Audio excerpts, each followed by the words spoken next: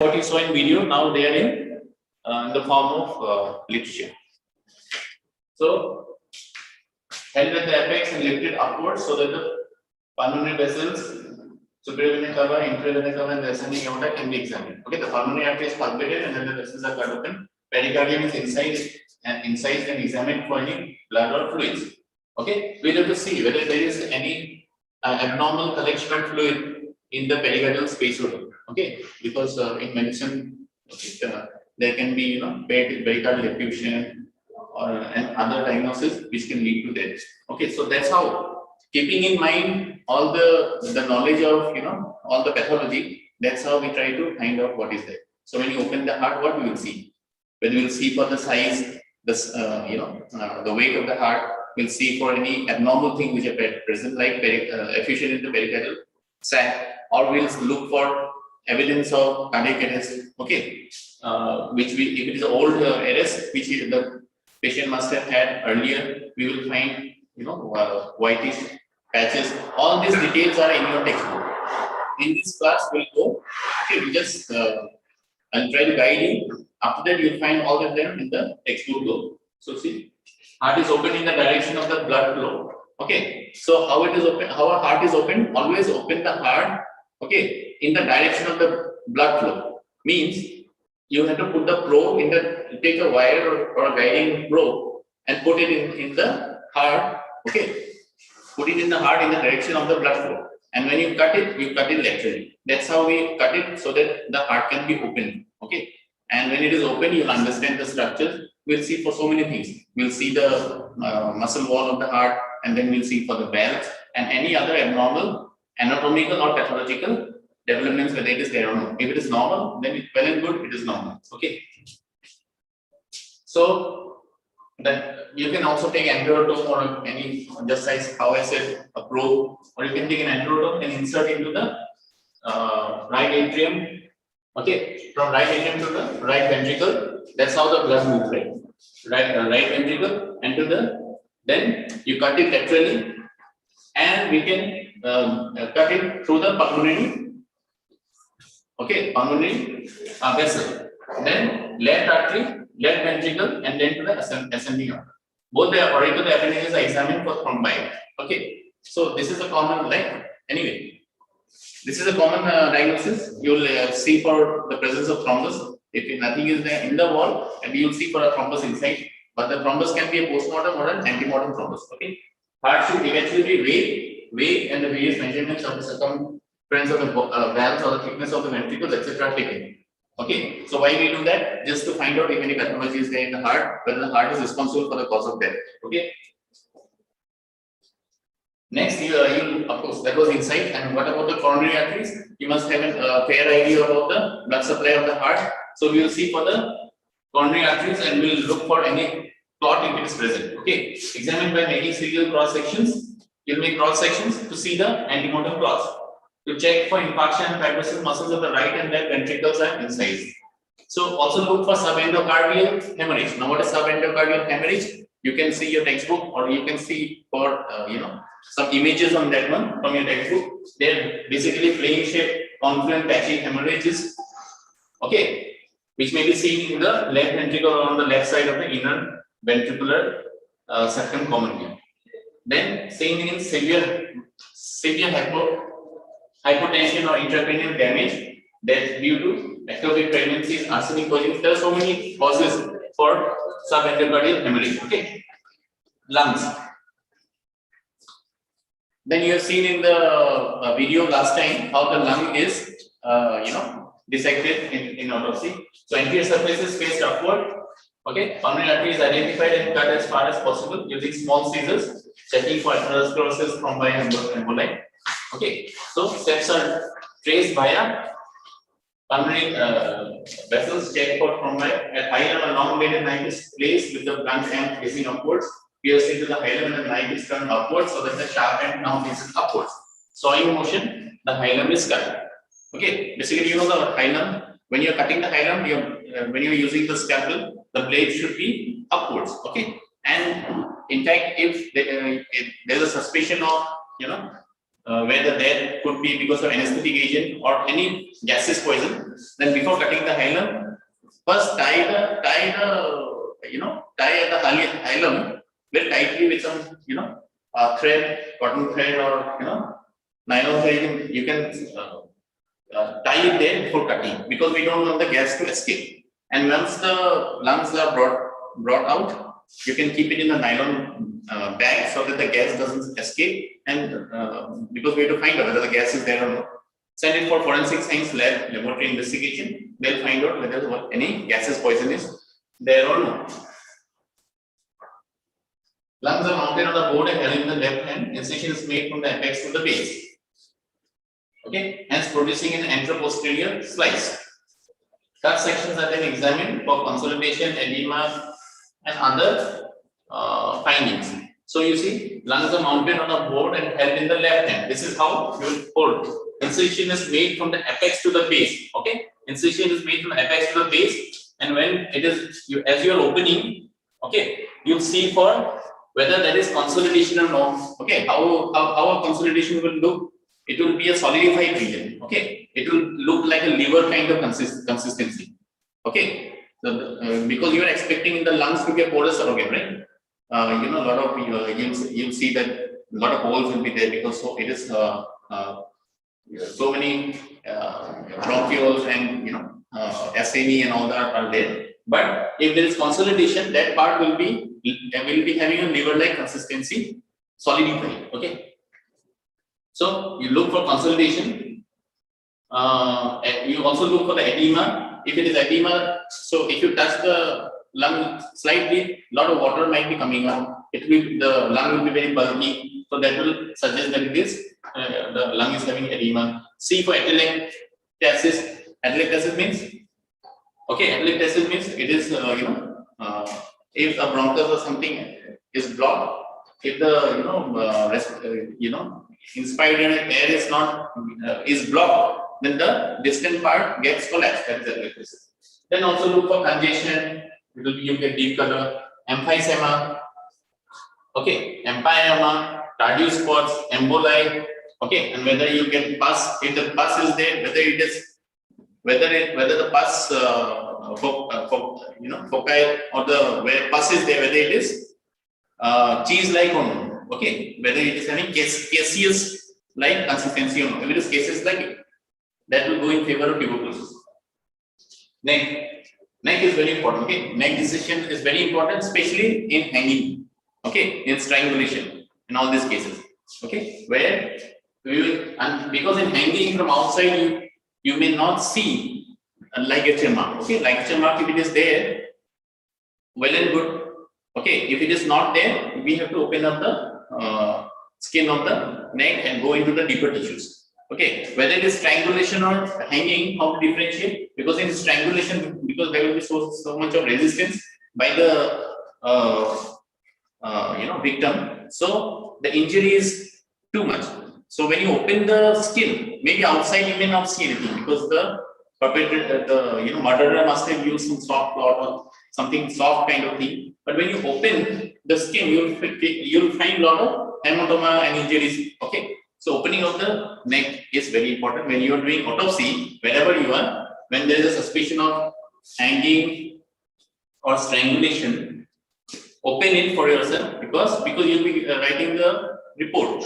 And if you have not opened, and if this question comes and if you cannot justify your autopsy, you'll be in trouble. Okay, so how to open up the neck? Identify. You open up the neck layer by layer. First the skin. Okay, then you go muscle by muscle. You go the muscles of the neck. Identify the esophagus, incise it from the posterior aspect up till the cardiac end of the stomach. Inspect for capsules, tablets, or powders. Okay, even inside the esophagus, okay, you can see for the presence of capsules, tablets, or powders. Okay, larynx, trachea, and the bronchi are also cut from the posterior aspect and check for foreign bodies like mucus, tuberous inflammation, etc. We are trying to find out what is the cause of death. So when you opening the neck, not only you'll see for evidence of strangulation, like how I have already mentioned, you'll also enter the esophagus and see whether there is foreign body or no. Maybe tumors, not necessarily tablets for problem. Inflammation, you enter the trachea part, see whether any foreign body is there or not. Thyroid is also removed and examined. The carotid arteries are examined for thrombi, especially at the bifurcation. Okay, carotid arteries, where the you have got the bifurcation of the carotid artery. It is very many people they die because of thrombus then. Okay. Later the higher bone required in the thyroid cartilage is examined.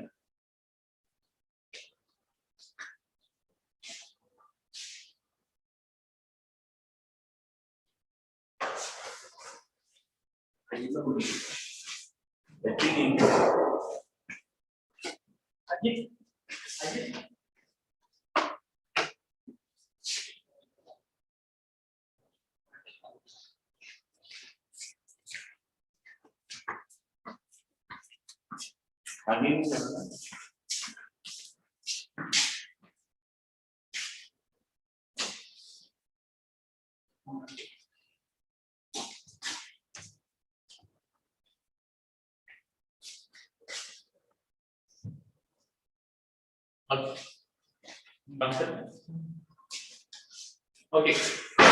Next, abdomen. So last time you have seen how the abdomen is dissected. Okay, in the video.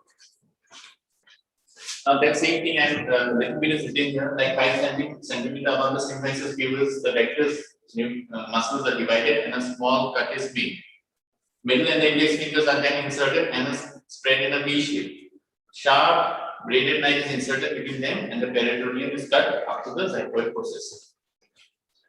Firstly, inspection done and if any damage or injury or free fluid perforation etc. are seen, then they are noted.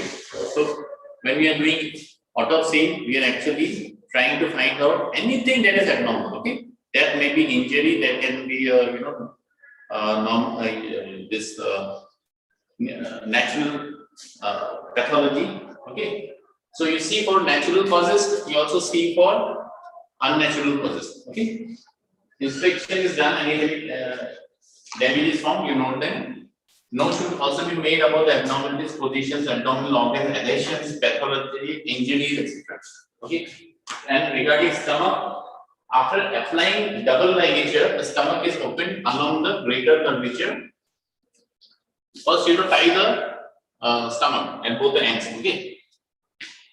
Okay. After applying double ligature, the stomach is open along the greater curvature from the cardiac to the pyloric end. Then through the greater curvature, you have to cut it open. Okay, and see what is there. You'll find food that will tell you about the time since then. You may find the cause of that itself. You might find poisonous things there. Okay, you might find abnormal fluid or tablets or whatever. Whatever you see, note it down. Take the contents and send it for forensic science lab for examination. Contents are examined for any nature of food which might be present in the state of digestion. Okay.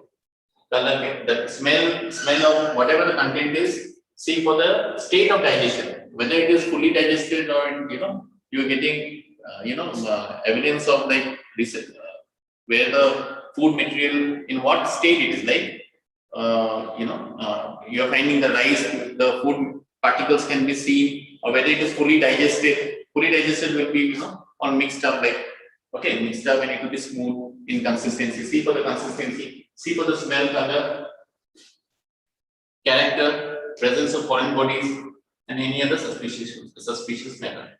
Mucous membrane is examined for congestion, hemorrhage, ulceration, or any other abnormality. So when will you find the congestion in the stomach? It is suppose somebody maybe because there is some irritant in the stomach, or the victim has been taking something or has consumed something which was irritating the gastric mucosa. Like if there is an alcoholic patient, you may find congestion in the gastric mucosa, or if poison has been taken, then also you can find the same. Either signs. Similarly, you saw last time in the video how the intestines were dissected. You also saw how the omentum and all were dissected and how they were washed. Okay. There we will try to find out, note the color, consistency, adhesions, hernia, hemorrhages, serosal surfaces, etc. We'll see. Small intestine is open along the line of mesenteric attachment. Okay, small intestine, not large. Small intestine is open along its arm line where the mesentery is attached. Large intestine is open along the anterior tenial column. For large intestine, along the anterior tenial column. Okay, remember this one. Okay, you have to cut it open. Examine for inflammation, congestion, erosion, perforation, etc.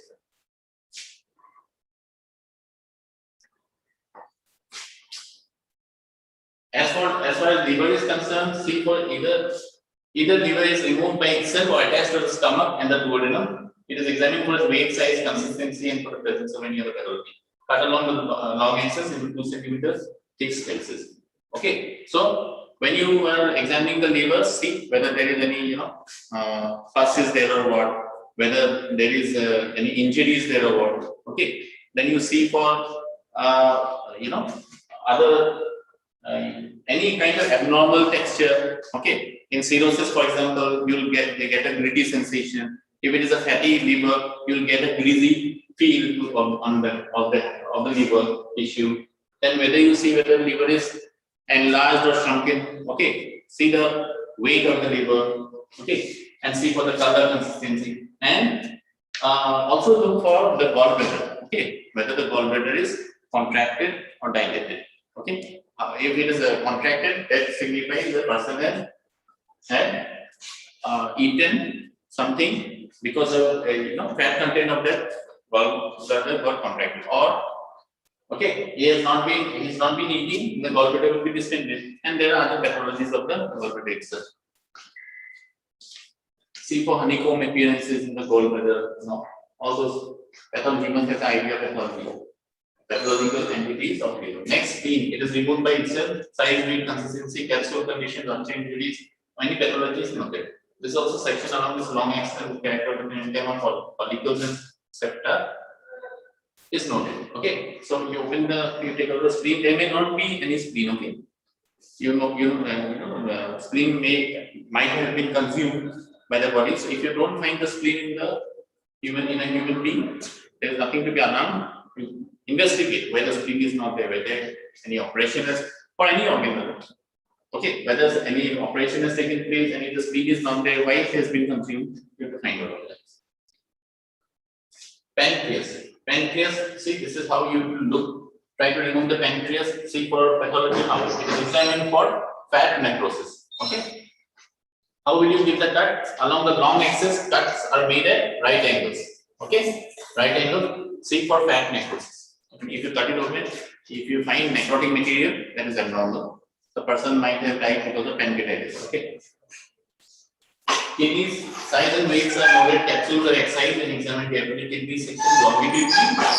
Okay. Once you have taken out the kidney, you have to cut it open like this, longitudinally at the convex border of the hilum, so that it splits into half and opens the pelvis. This part. Okay. Pelvis of the kidney. Check for calculi, inflammation, etc. Ureter is also cut into and examined. Okay, once you've taken out the kidney, cut it like this. Okay, and see whether any pathology is there or not. Okay, calculi, inflammation. Okay, and or cyst and all are there or not. Try to find out whether that could have been causing must have caused the death. There will be there are patients who are hypertensive. The kidney will be granular. So for every pathological or for any diseases, there are organ changes. So you must know what are the organ changes. Theoretically, you should know. Then only you look for. So pathology, as a forensic specialist or as a doctor itself, okay, pathology has to be very strong. Based on pathology, you can make a diagnosis whether in the OPD, IPD, or in the autopsy table. Okay. Bladder. Incision is made from the fundus and carried out to the ureter. Wall condition, amount and character of urine is noted. Okay. So when you get the urine, that also you can collect and you can send to forensic lab examination if you have got suspicion for that. If you feel you want to take it. Prostate and testis are also to be seen. Examined. It is examined for enlargement malignancies. Okay. So vertical cross section is made through the lateral medial lobe. Prostate is split open for examination. Okay, why prostate? Then you can see for whether any evidence for carcinoma and all is there. Okay, whether prostate cancer was there in the patient or not. Not necessarily patient have died because of a problem in the prostate. Okay, but you might incidentally get some problems, pathological problems in body while doing autopsy. You can record anyway, you note it down there.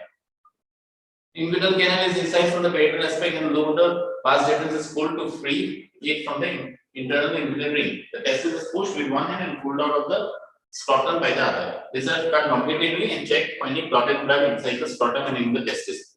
Okay, take out the testis. Okay, like how I told, and then cut it longitudinally. See the process, this sectional area, and see for whether there is any. If anybody has given him a kick or something, if there is injury, there will be clot there. Okay, hematoma can be there to see for that.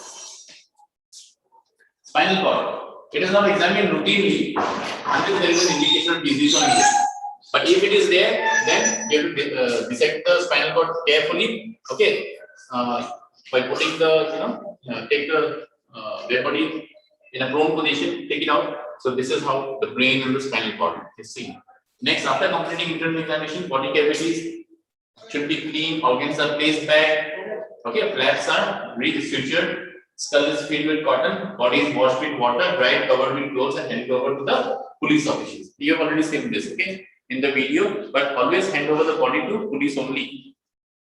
Preservation of viscera in case of suspected poisoning. Okay, this is important because while doing autopsy, there is the only opportunity for you to collect evidence. Even as per law, you are supposed to collect evidence. Not doing that, you will be held responsible. Okay, there is punishment for that as per section 201 IPC. So now you have taken the viscera. By the time the viscera is forgiven, so by the time it reaches the forensic lab, it may get spoiled. Okay, it can get decomposed. So how to preserve? You need preservative, right? We don't want spoiled organ reaching the lab or even to the pathology department. Okay, so if you want to find out the histopathology, okay, we send histopathology to the pathology department where they have got a section in where they do the histopathological study and give you the report.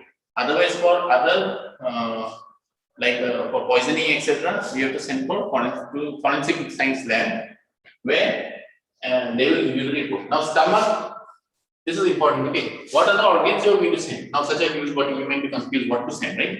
So, stomach and its contents, very important. Okay, upper part of small intestine about 30 centimeters. This stomach and the small intestine is to be put in one bottle. Okay, that is bottle number one. In bottle number two, you have to put liver. Okay, 1/3 of liver and gallbladder along with gallbladder. Okay, that you put, and of course half of each kidney also. Okay, this will be the next bottle. Okay, liver and kidney, each kidney, both the kidneys, half of you take. Okay, if the person is not having only one kidney, then of course only one kidney. Otherwise, you take half of each kidney and send it, take it in the bottle. Then you have to take blood, bottle 3, blood also, at least 30 ml, and urine if you are sending, that will be bottle 4. The small bottles for your blood and urine, that also 30 ml. So samples are, once you have retrieved these organs, close the bottle, add the preservative, close the bottle, and the samples are sealed and labeled and sent to chemical analyzer in FSL lab. Okay. Okay. Now, what are the preservatives that you use? Okay, saturated solution of common salt. Okay, you can, whenever you're sending to forensic science lab, you can always use saturated solution of common salt, but not for corrosive acid poisoning cases. Okay, in for corrosive acids, remember, we cannot send. Okay, so you see, this is very important actually. Saturated solution of common salt being used as a preservative. So whatever its indication and contraindication, you see, because you will be actually working with that. Then you can also use rectified spirit, but it cannot be used for acetic acid, alcohol, chloroform, ether, kerosene, phosphorus, formic acid. Other than this, you can also use rectified spirit if you are not having common salt. Okay. Next, you can use sodium or potassium chloride, 10 milligram per ml. Okay, you can use sodium or potassium chloride. Remember, if your case is an alcoholic case, okay, where you are suspecting alcohol, you want to measure the blood levels of alcohol, then you have to use sodium or potassium chloride. Okay, so this is a preservative which you put in that bottle. Which bottle? In the blood bottle. Okay, you can also put. You can send blood for estimation of blood levels in estimation of alcohol in blood levels. So there you will be putting sodium or potassium chloride. But if you are sending urine also, maybe for alcohol, okay, or for any other poisoning. If you are sending for urine, then you have to use thymol or 5% concentration hydrochloric acid. The viscera should not be preserved in formaldehyde for chemical analysis. Be careful. This is a question everywhere. People will ask, rather you actually will be working. If you are sending to forensic lab to a chemical analyzer, don't use formaldehyde. Okay, formaldehyde or 10% formalin is used only when you are sending viscera for histopathological examination. Examination of mutilated bodies or fragments. Okay, that was all we have spoken about all this normal, normal looking bodies when we are doing autopsy. What about if mutilated bodies or fragments are sent? We have already discussed this. So if it is sent, try to identify. I told you in the previous class how to identify. Next, okay, dentures, if there are there, pulled out a denture because denture, presence of denture can actually identify you, can tell you, give you the identity of the victim. Then fingerprints.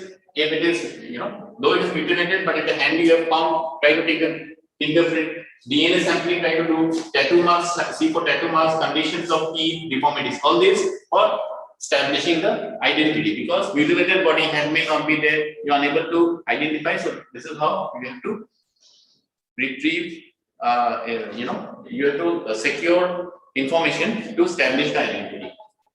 If only bones, a bag of bones is being brought by police. Okay, now so what you will do? How will you do a postmortem, or you can how to make a report on bones? So already this class is taken. Okay, first find out whether it is bone or not. If it is bone, whether it is human or not. Whether it is one or more individual. Try to find the sex and the age. This I have already taken in class. Probable age. Find out. Probable age you come to know. This also I have already told you. You can, from the skull, teeth, dentures, or even gums and jaws. Okay, all these things which are possible from the bones. Okay, try to use them to find out the probable age and even the sex. Okay, ossification of bones. Try to see the ossification of bones, head, trunk, head, pelvis, femur, prostate, ovary, uterus, etc. Okay, and try to establish the age and sex of the victim. Okay, then you can also find out only from the bones, you can find out the base, stature.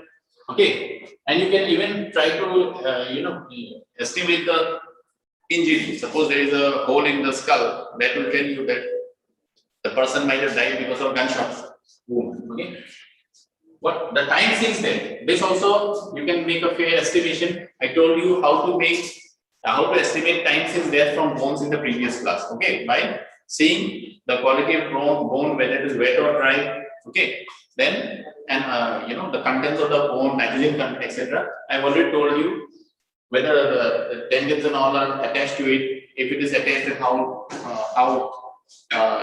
long that body could have been in that state. Okay, so apply all that knowledge. Okay, fine. There was a video here. Okay, of an autopsy of a female, but I'm not going to show you that one because it will be like repetition. You've already seen in the mail. If I get time, I will show you. Okay, let us go to another class.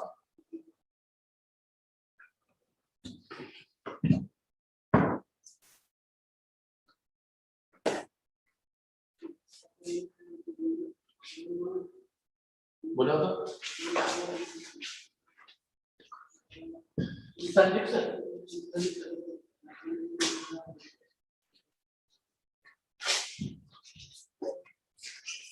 ये दिख रहा है नहीं sir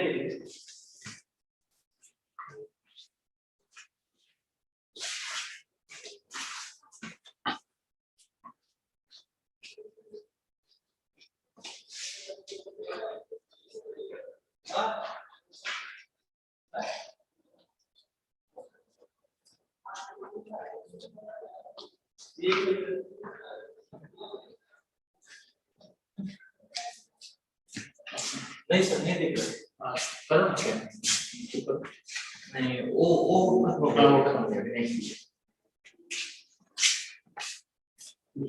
आवाज भी नहीं जाता आवाज जा रहा है क्या? आवाज एक्चुअली उनको नहीं इस रूम में बैठना है, वहाँ पे क्यों बैठे हैं? ऐसा ऐसा करना पड़ता है। नहीं उधर से भी एक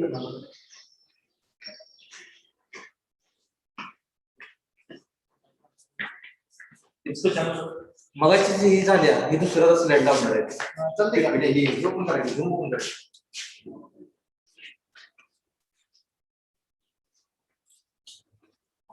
स्क्रीन शेयरिंग नहीं है। सब देखो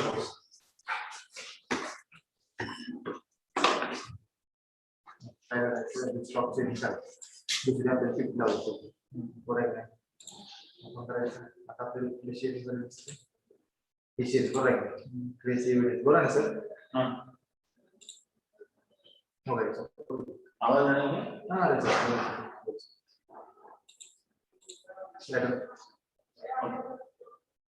okay sir right continue Okay, so now you learn how to do autopsy, how to preserve, how to retrieve the organs, okay, while doing postmortem, and then how to pack it with the preservatives and send to FSL or pathology department, either for to the chemical analyzer or to the pathologist for analysis. Okay, now that is what is postmortem means. Okay, this postmortem is usually final, but there may be a court order later where the judge may ask you for doing a repeat postmortem. Okay, repeat postmortem, which is known as second autopsy. Okay, so if that is there, then one has to go to the grave, and there you can do a second postmortem. In second postmortem, usually when you open, mostly you'll find a body which has been, since it is already dissected. Okay, so a lot of things, it will be in a decomposed state. Okay, decomposed state, but still lot of it's very not easy to see and look for evidence. But sometimes if there is suspicion, a second autopsy may have to be done, and there you don't have to go alone, but a panel of 3 doctors are formed, in which out of these 3 doctors, one of the doctors should be the doctor who performed the first autopsy. Okay, he has to be in that team. And then when you go there, you open up the grave. Okay, you can look for evidence there and then, or you can bring up the body again back to the autopsy table and do your re-examination of the body there. Sometimes in second autopsy, okay, sometimes you will see you can see contusions which are otherwise not visible in the first autopsy. You know the reason why, right? Because contusion, some deep seated contusion, it was not revealed at that time. Now because of gravity, it has come to the surface. Now you can see. Okay, so you have to be very mindful. Just because something you are finding it in second autopsy which was not there in the first autopsy doesn't mean that the first doctor is guilty. Okay, there can be technical reasons, so you have to find out that one, then make a report likewise and send the second autopsy back again. Okay, and of course second autopsy also you have to see the identity, establish the identity before giving your report. Okay, next, that was about autopsy. Okay, now we'll also go through trace evidence, because you have already taken the viscera. Okay, and all this evidence as a doctor you're collecting and sending to the various labs. Sometimes your focus must also be on the trace evidence when things are reviewed. Okay, what are the trace evidence? That also throws open the actual happening in the crime scene. So let us see what happens in a trace evidence. So what will be the learning objective of this session? It will be, you know the definition of trace evidence, you will know Locard's principle, types of trace evidence, methods of collection of trace evidence, examination of trace evidence, and confirmation test for identification. Okay, definition of trace evidence. You remember this: trace evidence is a minor quantity of natural and man-made material that readily transfer between objects or between people and objects. Okay, this is a small definition for trace evidence. Okay, it's basically it is in minute quantities. It can be a natural man-made material.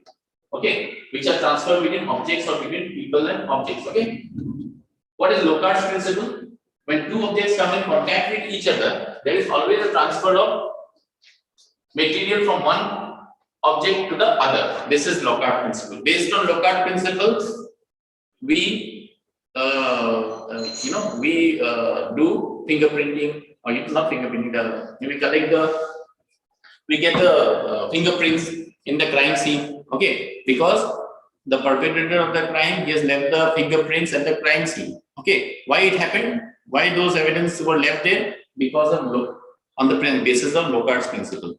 You're touching an object, obviously, you're transferring information from your hand to the object. Okay, so Locard principle. Remember, if anybody, it commonly asked in the Viva, or it may also come as MCQ.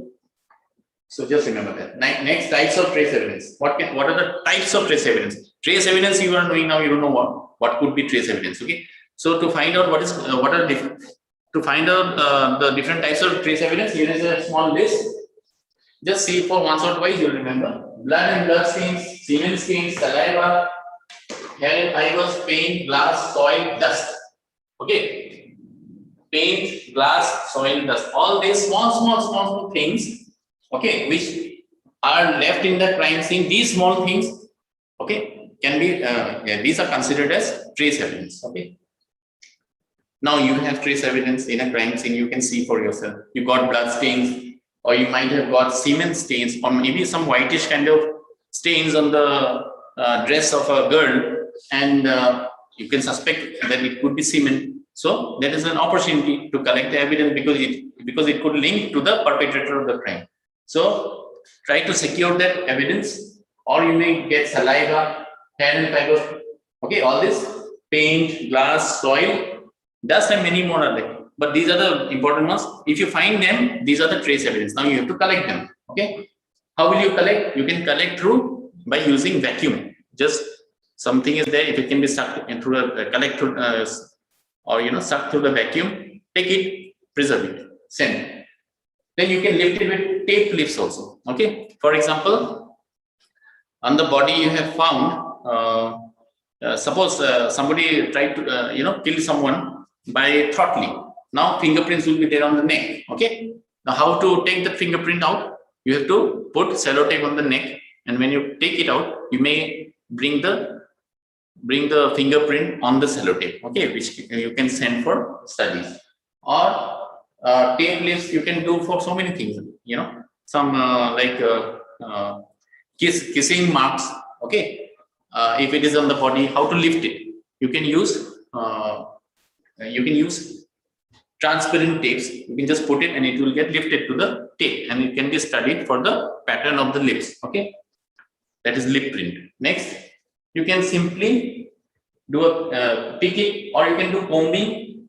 You can also do combing of what? Combing of hair. If you're combing the hair of a victim, okay, you may get hair of the murderer or the perpetrator of crime. You may get his hair. Later, when the person is arrested, you can connect it because his hair was found in the hair of the victim. So that is how we connect. Next, scraping of the nails. Okay, just under the nails you can do scraping, because I told you last time in one of our class that under the nails, while scratching or during the struggle between the victim and the perpetrator of the crime, the skin of the murderer or the could be below the nail, even for rape cases also. So with that scraping of all those the cells of the person who is done the crime can be found, and from there we can find out the DNA. Okay, and we can find the identity of the person. Blood and blood stain. Let us see one by one now. Blood and blood stain. Examine of the stain for quality. Is it blood or no? If blood, whether human or animal, just like bones. Okay. If human, then see for age of stain, sex of the stain of the blood. Sorry, sex of the blood. Source, antemortem or postmortem. Whether the blood is antemortem blood or postmortem blood. Blood group, distribution of pattern of blood stains. These are the things that we see when we get a blood-like stain. Okay, it may be blood, it may not be blood, but we have to consider all these points. Then only you find out whether it is blood or no. And if it is blood, then it will make things very easy, because you can find out the age of the stain, sex of the blood, source, whether it is from which person you can match the blood group. Okay, whether it is antemortem or postmortem, but distribution of pattern of blood stain. Okay, means distribution means how the blood stain in what is the shape of that. That shape also will tell so many things. We'll see now. Blood or blood stain or not. Blood stain may resemble rust stains. It can be a rust stain or pan stain. Identification of stain is done based on the presence of blood cells, hemoglobin, and serum proteins. WBCs platelets. So if it is blood, we will find all the components of the blood. Screening and confirmatory tests are used for examination. Screening test. Okay. So now that we have found all these cells, okay, it is blood, or you can also do this test. Okay, you can do a benzene test. Benzene test is very commonly asked in exam. Okay, reagent used is benzene solution. On mixing with blood, it will give you blue color. Okay, you can also you also have to add hydrogen peroxide. So when benzene solution hydrogen peroxide is mixed with blood, then it will give blue color. This blue color, if you get, it indicates that it is blood, okay, and not a stain. Similarly, there are other tests, okay, phenolphthalein, leukomalachite green, orthotoluidine test. Even orthotoluidine is asked in exam, okay. So benzene and orthotoluidine test is important. You will see, you'll see the information. You can find out the information in the textbook, okay. For orthotoluidine, what is required, then that also gives blue color. Now it depends whether you are using orthotoluidine or you are using benzene, and the other two tests are also there. Then for confirming that, see the previous test, all these tests were to find out whether it is blood or no. Now you know that it is blood, but you are not confirmed. To confirm your suspicion, these are the things that are done, like crystal test. If you find Techman, if you do Techman test and Takayama test, see this is the MCQ question. Takayama and Techman test is for detecting blood. Okay. Microscopic examination, spectroscope, electrophoresis, chromatography. These are the confirmatory tests. If you do this, you're confirmed that it is blood. Okay. Next, here the crystal test, that is Techman and Takayama are crystal test. Now if it is crystal test, okay. See how it is done. It is already written in your textbook. Okay. So for under the microscope, for Techman test, you will get rhomboid, dark brown rhomboid crystals. For Takayama, you will get pink feathery crystals. Remember, pink for Takayama, brown for Techman. Okay. This you have to remember. Okay. If you find while doing the test, you find them, then it will suggest that it is blood.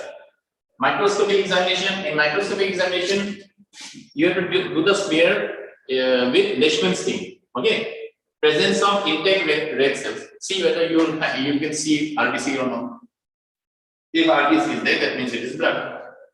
Spectroscopic examination. Here you use this hemoglobin and its reactants. They show characteristic band of absorption of specific wavelengths. Okay. So if those wavelengths or those colors are seen in the spectrogram, then you can say that it is blood. Okay. Heyman crystal. In the blood, you will also find Heyman crystal. Okay. If you find this kind of crystals, then it is blood. Identification of species. How will we know? Okay. Use the species using following methods, like microscopic examination, isoenzyme method, serological examination. Okay. So we can microscopically see for it, or you see the isoenzymes or serology we can do. In the serology, precipitation test we can do, or cell diffusion, or double diffusion, or precipitation electrophoresis. These are techniques that are used to identify the species. Okay. Identification of blood group.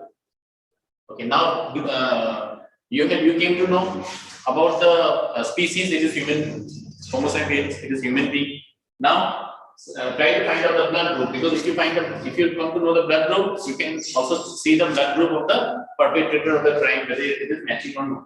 So there are different types of what are different types of blood groups? You by now you know the ABO and RA system, but there are so many else. 3 of them are here: the MNS system, KL system, Duffy system, Lutheran, P system, and the Bombay blood group. You are also aware of Bombay blood group, right? You have studied that there are so many. Out of the few of them are here.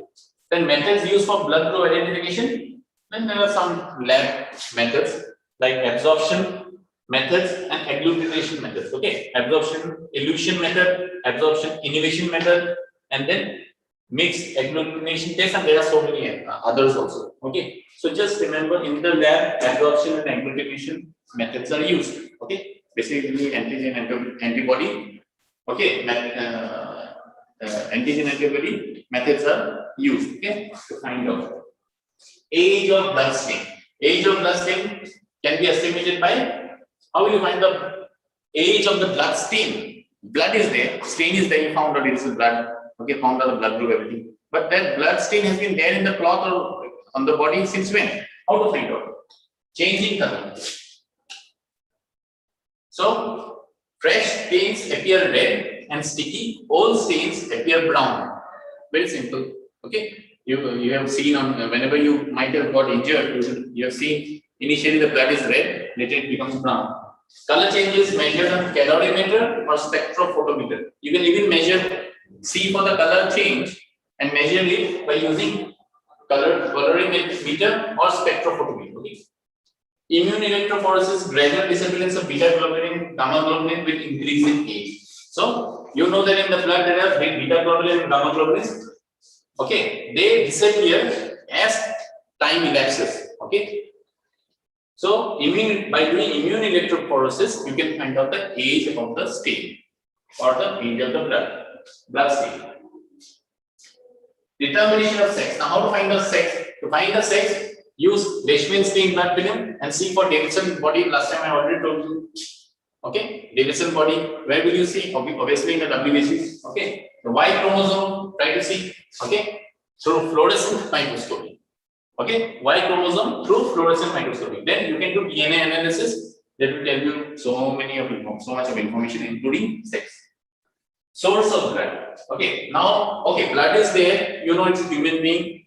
Okay, that much of information you got. What we have already discussed. Now this blood is coming from fetal blood, whether it is arterial blood or venous blood or gastric blood or hematemesis blood or menstrual blood. How will you know? How to find out the source? Okay, that also can be found, because in fetal blood, you know what kind of hemoglobin you will get. Fetal hemoglobin, right? Similarly, arterial blood and venous blood, there is a difference in what? In the content of oxygen. Okay, in the deoxygenated hemoglobin, how much of deoxygenation is there? That will shed some light. Then gastric blood, even gastric blood, it will be associated with acid. Okay. If it is menstrual blood, you may find traces of prostaglandin and all that. Okay. If it is hematemesis, there also you can find, whether it may be mixed with food material. Okay, and acid and all. Whether it's antemortem or postmortem blood. Antemortem blood will be coagulated blood. Okay. Whereas, and use of monoclonal antibody, by seeing this, you will find it is antemortem. If not, it is postmortem. Okay. Antemortem blood will be coagulated blood, and that coagulation, postmortem blood also can coagulate, but antemortem coagulation and postmortem coagulation, there is difference.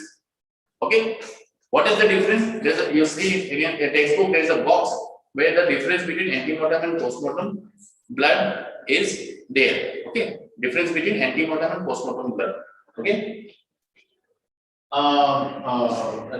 direction of stain. Okay, even the direction of stain also, will tell you, okay, what might have happened. It can show some light. Okay, and regarding antemortem blood and antemortem or postmortem blood. See, I told you no, that in antemortem or postmortem both coagulates, but the coagulation in a dead body is a kind of passive kind of coagulation. Okay, in a living body it is like an active coagulation. So therefore, in antemortem clot, okay, you'll find there will be integrated layers, okay, of fat and blood cells, okay. Whereas in postmortem blood, it will be very loose and loose kind of clotting. If you touch it, it will be very loose and it will break. But antemortem will be very strong clot. Okay, the clot is stronger and very integrated. Next, direction of stain. If the blood drop is somewhat on the screen on the first drop, roundish kind of, that means the blood has fallen vertically. If it is longish kind of, then it will tell you the direction of travel. That means the body was in motion at the time when the blood fell. And also it will tell you the direction also. Okay, you can see in the picture. Regarding spectroscopy, sometime then I told you how to find spectroscopy. See, in a spectroscope report, the spectrogram will show you this kind of color changes. Okay, now here the color frequency is specific to blood. Okay, so if you get those kind of frequencies, if you get those, then it suggests that it is blood. Okay, so how much is for blood? Okay, you see in your textbook it is 500 some odd, some 575 or something. You see, if you get that one, and there are other bands, there are different frequency bands. Okay, they are having different numbers. So if you see those bands, presence of bands, it will suggest that it is blood. Okay. Similarly, that was about blood. Now, also you must know if it is semen stain, then what will you do? If semen stain is there, what is semen? Semen is a fluid consisting of sperms and secretion of seminal vesicles, prostate gland, corpus gland, and urethral gland. So you have been hearing about semen, but do you know the composition of semen? Okay, then you must know the composition of semen. Color is white, pH is 7.35 to 7.5. Sperm, how much sperm in normal semen? 100 million per ml. Components, what are the components of semen? This comes as a question. Okay. If there is a short note of semen, all these things you have to write. So what are the components? You must know. There is fructose, okay, phosphoryl, choline, alcohol, theanine, ascorbic acid, flavin, prostaglandin, spermine, citric acid, phospholipids, fibrinolysin, zinc, acid phosphatase, phosphate, bicarbonate, hyaluronidase. These are the components. Examination of semen stain. Now, how will you examine? First, you see with the naked eye. It will be grayish white stain. Ultraviolet light also you can use. If you do that, you'll see it as bluish white fluorescent light. Chemical methods are also used. You see for acid phosphatase test, zinc test, Florence test, Barberio's test. Now, in MCQ, they may ask you about Florence test, Barberio's test. Now, if Barberio's test, Florence test, if they say, you must know it is associated with semen detection. Okay, you must know Florence and Barberio. Florence and Barberio. Okay, it's for semen detection. Other tests. Others are ELISA and TSA. TSA means prostate specific antigen. Confirmatory test. For confirmatory test, you'll see it microscopically, or you'll do electrophoresis or immunological methods. Okay, so how does a sperm look like? This is the structure of the sperm. It has an acrosome. You have already studied, right? Earlier, it has the axial filament, flagellum, and all that. Okay, you must remember this diagram. Presence of last one intact spermatozoa in specimen. If you find presence of at least one intact spermatozoa in specimen, okay, that will confirm your diagnosis or your investigation. Okay, your diagnosis. Human spermatozoa, 3 parts. Okay. Head, neck, and tail. Morphology of specimen is different for different specimens, different species. So for human, it is like that. So remember this diagram. This is the morphology of human sperm. Okay, now the sperm semen is gone. Now it's saliva. Saliva is also fluid secreted by salivator. You know all that. what will you see in that one? You will see for digestive enzyme, mucins, glycoproteins, IgA, lysozyme, lactoferrin. Confirmatory test, presence of buccal squamous cells. Obviously, it is in the mouth. You will look for buccal squamous cells. Amylase, you know that saliva contains a lot of amylase, so high levels in saliva. Okay. So if you find that, it will suggest about saliva. Importance of saliva. What is the importance? In sexual offences, there may be, you can get saliva stains on the body. Test for drugs of abuse, blood group determination, sex determination. You can even find out the sex. Now you know how to find the sex. Blood group determination. Obviously, if you find anything in the saliva, you may, get the cells which will tell you about the blood group also. Hair and fibers. What about hair and fibers? Whether it is hair or fiber. Whether it is hair or no, fiber or no. And if it is, whether it is hair or fiber, find out that. Hair consists of root or hair bulb, shaft tip. I already told you in the previous class. Layers of hair, cuticle, cortex, medulla. Okay. I also told you to remember the diagram because it may come in exam. Okay. In not university exam. Okay. So if it comes, then you'll know. So it will be something like this, but you must know in more detail. This is a very simple picture. You must know in more detail the scales of the hair, the medulla, and the cortex, because the medulla is important to find out whether the hair belongs to human or not. Whether it is human or animal, how that will you differentiate hair? Okay, then human hair will be fine and thin, contain small scales, skeletal margins, thick, maybe narrow, absent or fragmented, towards periphery. Pigment distribution is towards periphery, and medullary index is below 0.3. Whereas for animal hair, it will be above 0.3. To be on the safer side, you can say above 0.5. So precipitation test also you can do, which will be specific for human, but not for animal. Okay. It depends on what antigen you're taking. So if you're taking a precipitation test you are doing for human, then it will be specific for human. If you're doing for animal, it will be specific for animal. Human or animal hair, whether it's dog or animal. This is a picture of it. Next, from the hair, you can also find out the sex. You can also find out the age. How to find out the sex? From the length, obviously, bark body, okay, and distribution. Age from hair, how will you find out? If it is lanular hair, obviously it's a baby. Hair loss from skull, okay. If it is a hair loss, the hair which is old hair, old age, graying of hair, old age, body hair present, lanular hair, newborn, pubic hair. Okay, pubic hair, that means the person is attaining puberty. Axillary hair, person is attaining puberty. Blood group determination also can be done from here. Okay, as I told you, if you get the DNA material from the root of the hair, from the bulb, okay, from there you can find out the blood group. Then race, from color and texture of hair, you can find out the race.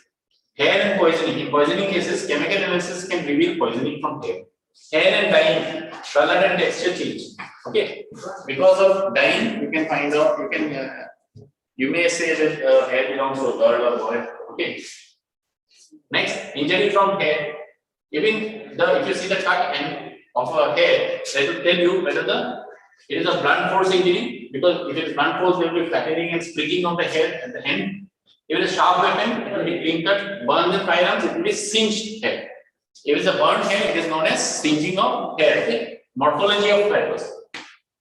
Okay, that was about hair. Now, morphology of fibers, if it is cotton, you will see it as flattened, twisted fiber. If it is jute, it will be smooth fiber.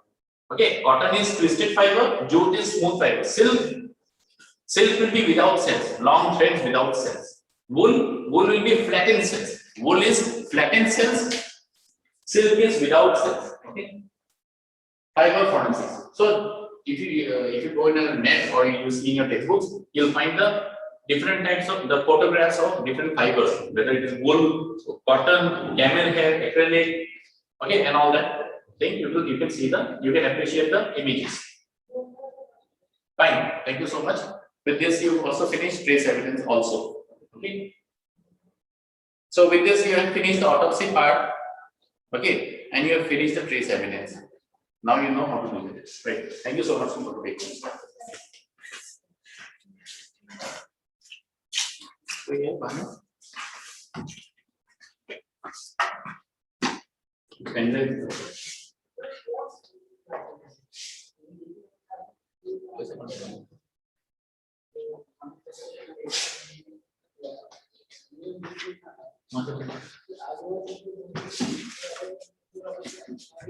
Mouse एक minute